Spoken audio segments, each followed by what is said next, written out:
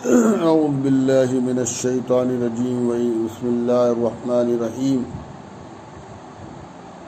قال فما خطبك یا سامری قال بصرت بما لم يبصروا به فقبضت قبضة من اثر الرسول فنبذتها وكذلك سولت لي نفسي قال فاذهب فإن لك في الحياة أن تقول لا مساس وإن لك موعدا لن تخلفه وانظر إلى إلهك الذي ظلت عليه عاكفا لنحرقنه ثم لننسفنه في اليم نسفا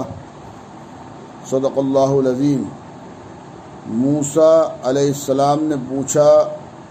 سامری تیرا کیا حال ہے؟ اس نے جواب دیا کہ مجھے وہ چیز دکھائی دی جو انہیں دکھائی نہیں دی، تو میں نے خدا کے بھیجے ہوئے کے نقش قدم سے ایک مٹی بھر لی، اسے اس میں ڈال دیا اور مجھے یہ بات بھلی معلوم ہوئی۔ کہا جا دنیا کی زندگی میں تیری سزا یہی ہے کہ تو کہتا رہے کہ ہاتھ نہ لگانا، اور ایک اور بھی وعدہ تیرے لیے ہے جو تیرے بارے میں کبھی بھی خلاف نہ کیا جائے گا، اور اب تو اپنے اس خدا کو بھی دیکھ لینا جس کی عبادت پر تو جمع بیٹھا تھا کہ ہم اسے جلا کر ریزہ ریزہ کر کے دریا میں بہا دیں گے۔ قرآن کریم میں یہ واقعہ مذکور ہے جب حضرت موسیٰ علیہ السلام کوہ طور پر تورات لینے کے لیے تشریف لے جانے لگے تو بنی اسرائیل سے فرمایا کہ میرے اعتکاف کی مدت 1 ماہ ہے، مدت پوری ہونے پر فوراً تمہارے پاس پہنچ جاؤں گا۔ ہارون تمہارے پاس موجود ہیں، یہ تمہارے احوال کے نگراں رہیں گے، مگر طور پر جا کر وہ مدت 30 کے بجائے 40 ہو گئی۔ اس تاخیر سے ایک شخص سامری نے غلط فائدہ اٹھایا۔ اس نے جب یہ دیکھا کہ بنی اسرائیل موسیٰ علیہ السلام کی تاخیر سے مضطرب ہو رہے ہیں تو اس نے کہا کہ اگر تم اپنے وہ تمام زیورات میرے پاس لے آؤ جو تم نے مصریوں سے مستعار لیے تھے اور پھر واپس نہ کر سکے تو میں تمہارے فائدے کی ایک بات کر دوں۔ سامری ظاہراً مسلمان تھا مگر اس کے دل میں کفر و شرک کی نحوست بھری ہوئی تھی۔ جب بنی اسرائیل نے تمام زیورات لا کر سامری کے حوالے کر دیے تو اس نے ان کو بھٹی میں ڈال کر گلا دیا اور اس سے گوشالہ بچھڑا کا جسم تیار کیا، اور پھر اپنے پاس موجود مٹی میں سے ایک مشت خاک اس کے اندر ڈال دی۔ اس ترکیب سے گوشالے کے اس مجسمے میں آثار حیات پیدا ہو گئے اور بچھڑے کی آواز بھائیں بھائیں بولنے لگا اور بچڑا کی آواز بھائیں بھائیں بولنے لگا۔ اب سامری نے بنی اسرائیل سے کہا کہ موسیٰ سے غلطی اور بھول ہو گئی کہ وہ خدا کی تلاش میں طور پر گیا، تمہارا معبود تو یہ موجود ہے۔ سامری نے جب بنی اسرائیل کو ترغیب دی کہ وہ اس کے بنائے ہوئے گوشالے کو اپنا معبود سمجھیں اور اس کی پوجا کریں تو انہوں نے اس کو بآسانی قبول کر لیا۔ حضرت ہارون علیہ السلام نے یہ دیکھا تو ان کو سمجھایا کہ ایسا نہ کرو، یہ تو گمراہی کا راستہ ہے، مگر انہوں نے ہارون علیہ السلام کی بات ماننے سے انکار کر دیا اور کہنے لگے کہ جب تک موسیٰ نہ آ جائیں ہم اس سے باز آنے والے نہیں ہیں۔ یہاں تک نوبت جب پہنچی تو اللہ تعالیٰ کی مصلحت کا تقاضا ہوا کہ موسیٰ علیہ السلام کو اس واقعے سے مطلع کر دیں۔ اس لیے حضرت موسیٰ علیہ السلام سے پوچھا کہ موسیٰ تم نے قوم کو چھوڑ کر یہاں آنے میں اس قدر جلدی کیوں کی؟ حضرت موسیٰ علیہ السلام نے عرض کیا کہ خدایا اس لیے کہ تیرے پاس جلد حاضر ہو کر قوم کے لیے ہدایت حاصل کروں۔ اللہ نے اس وقت ان کو بتایا کہ جس قوم کی ہدایت کے لیے تم اس قدر مضطرب ہو وہ گمراہی میں مبتلا ہے۔ حضرت موسیٰ علیہ السلام نے یہ سنا تو ان کو سخت رنج ہوا اور غصہ و ندامت کے ساتھ قوم کی طرف واپس آئے ہوئے اور قوم سے مخاطب ہو کر فرمایا کہ یہ تم نے کیا کیا؟ مجھ سے کون سی تاخیر ہو گئی تھی جو تم نے یہ آفت برپا کی؟ یہ بات یہ فرماتے جاتے تھے اور غیظ و غضب میں کانپتے جاتے تھے، حتیٰ کہ تورات کی تختیاں بھی ہاتھ سے چھوٹ گئیں۔ بنی اسرائیل نے کہا کہ ہمارا کوئی قصور نہیں ہے، مصریوں کے زیورات کا بوجھ ہم ساتھ لیے پھر رہے تھے، سامری نے وہ ہم سے لے کر یہ حرکت کی اور ہم کو گمراہ کر دیا۔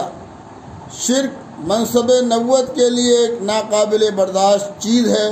اور حضرت موسیٰ علیہ السلام بہت گرم مزاج تھے۔ انہوں نے اپنے بھائی ہارون کی گردن پکڑی اور داڑھی کی جانب ہاتھ بڑھایا تو حضرت ہارون نے فرمایا، برادر میری بالکل خطا نہیں ہے، میں نے ان کو ہر چند سمجھایا مگر انہوں نے کسی طرح نہیں مانا،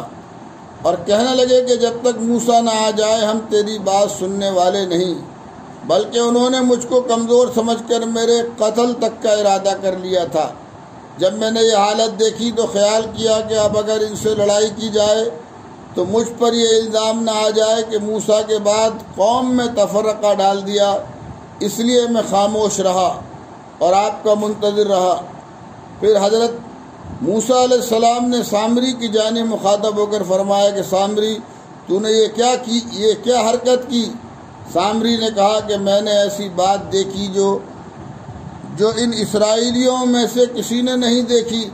یعنی غرق فرعون کے وقت جبرائیل اسرائیل اور فرعونیوں کے درمیان حائل تھے۔ میں نے دیکھا کہ ان کے گھوڑے کے پاؤں کے خاک میں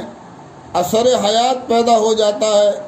اور خوش زمین میں سبزہ اگ جاتا ہے، تو میں نے جبرائیل کے گھوڑے کے پیر کی خاک ایک مٹھی بھری اور اس خاک کو اس بچھڑے میں ڈال دیا،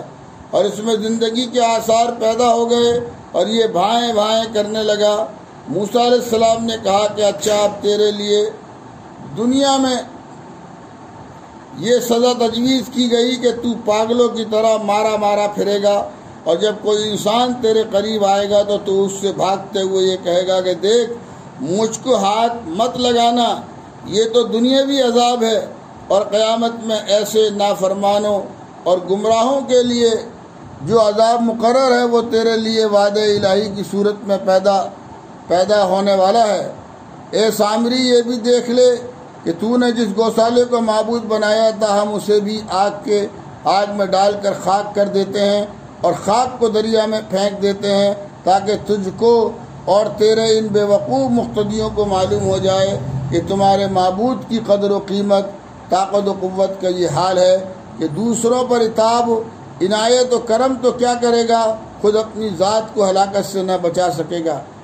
بدبختو، یہ معمولی سی بات بھی نہ سمجھ سکے کہ تمہارا معبود صرف وہی ایک خدا ہے جس کا نہ کوئی ساجی ہے اور نہ شریک، اور وہ ہر شے کا عالم و دانا ہے۔ پیغام: نماز، روزہ، صدقہ، صلہ رحمی، طاعت، عبادات، نیک اعمال سے جس طرح آدمی کو دنیا میں نفع پہنچتا ہے، ٹھیک اسی طرح گناہوں سے آخرت میں تو نقصان پہنچتا ہی ہے، دنیا میں بھی پہنچتا ہے۔ آج کے اس درس میں یہی پیغام اے ایمان والے بھائیوں اور بہنوں آپ کو دینا چاہتا ہوں کہ گناہوں کا نقصان آخرت میں تو ہونا یقینی ہے ہی، دنیا میں بھی پہنچتا ہے۔ سامری نامی آدمی کو کفر و شرک کی سزا آخرت میں تو ملے گی ہی، مگر دنیا میں بھی ملی کہ انسانوں سے وحشت ہو گئی تھی، مارا جنگلوں میں پھرتا، اگر کوئی فرد بشر نظر آتا تو دور سے ہی چلاتا، لا مساس، دور رہنا، مجھے نہ چھونا۔ عدل و انصاف تو یہ حشر پہ موقوف نہیں،